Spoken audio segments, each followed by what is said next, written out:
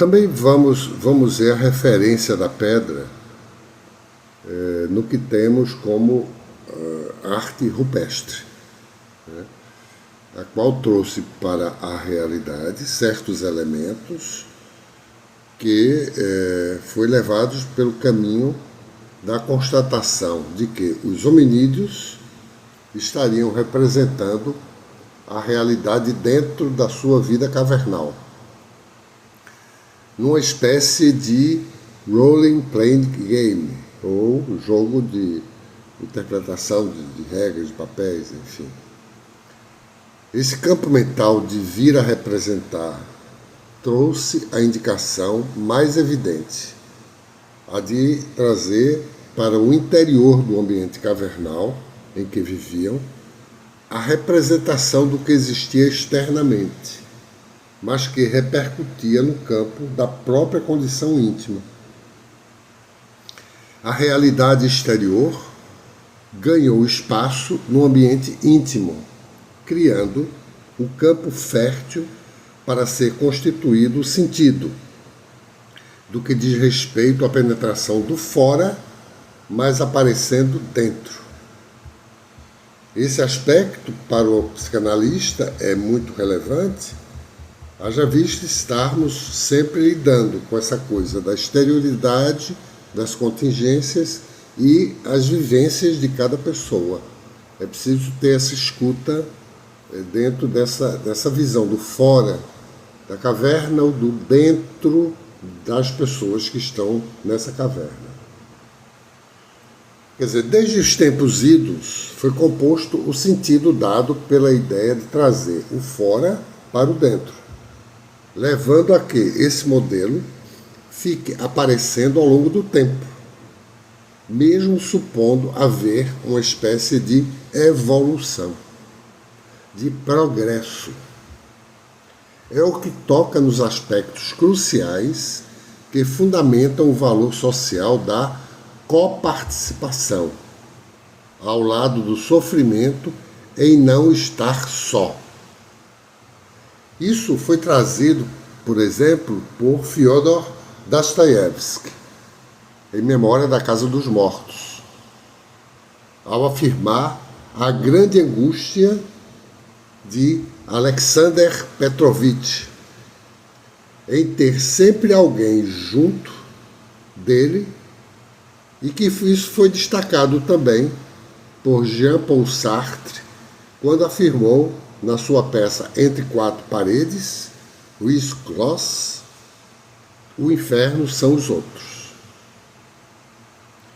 Isso nos leva ao livro Nós, de 1920-21, do russo Yevgeny Zamyatin, relatando o que há de edificante no Estado unificado, que organiza matematicamente todos os aspectos das vidas das pessoas, inclusive indicando o valor de não haver limitações causadas por paredes, pois elas, nessa sociedade, elas são de vidro, somente podendo cortiná-las nos momentos de intimidade sexual que são autorizados pelo sistema de poder, que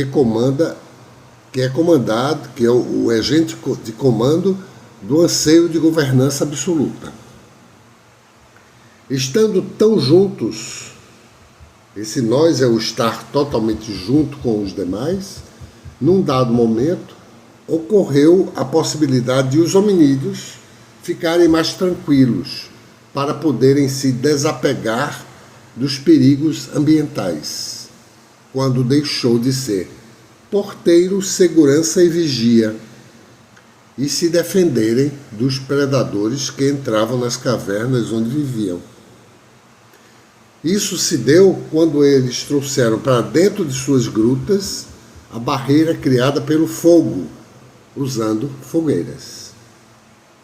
Foi uma ocorrência em que pôde domesticar ou tornar caseiro o contexto que servia para ter a sensação de medo que sentiam no desconforto de poder ser atacados por predadores.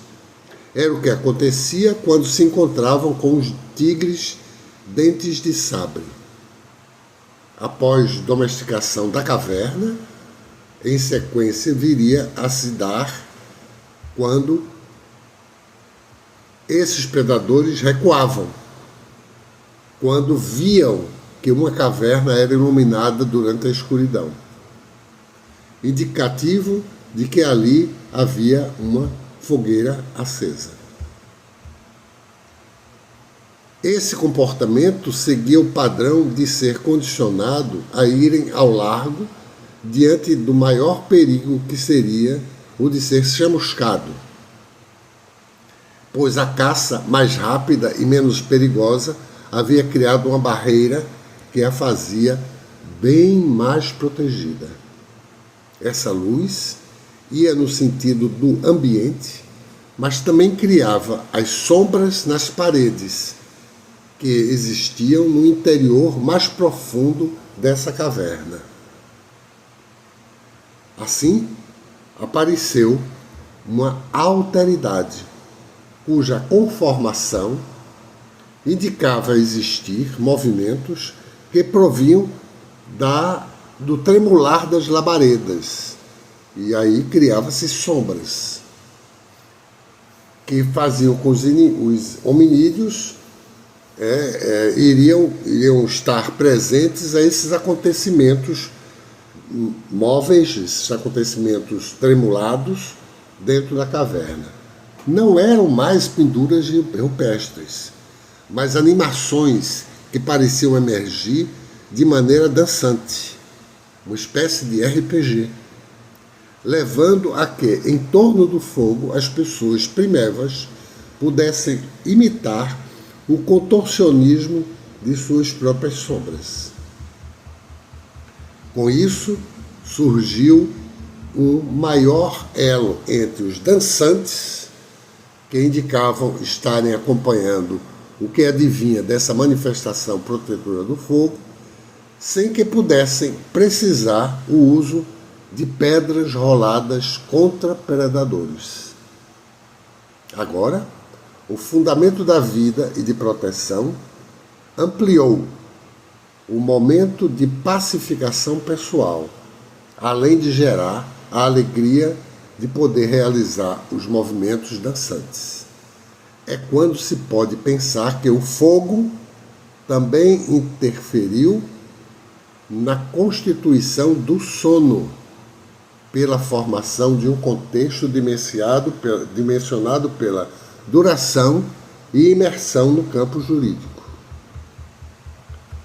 No campo da lei, né? No campo dessa lei que é exercido a partir da formação de um onírico mais tranquilo.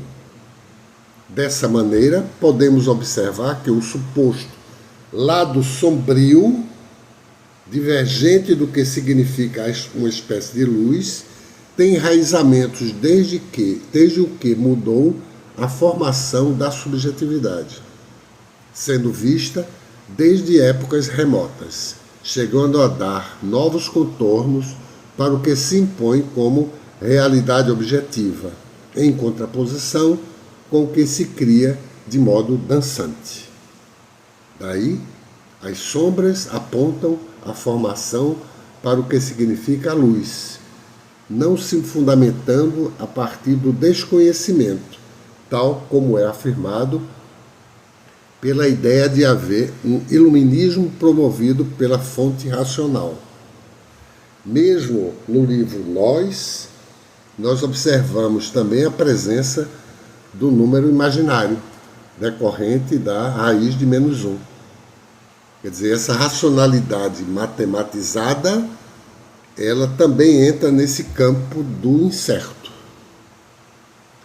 Daí vemos que essas sombras dançantes primevas são instaladas para dar formação no que será um elemento constituinte do sonhar, indicando ser um elemento que primariamente se põe como protetor do próprio sono. No entanto, trouxe para o mais íntimo a angústia decorrente do medo de ser devorado e ter como possível o término da vida, através dos sonhos. Os sonhos inserindo o campo das sombras dançantes. É o que nos mostra no estar diante de qualquer falante, quando nos encontramos com os traços dignificantes que remontam até as cavernas primevas.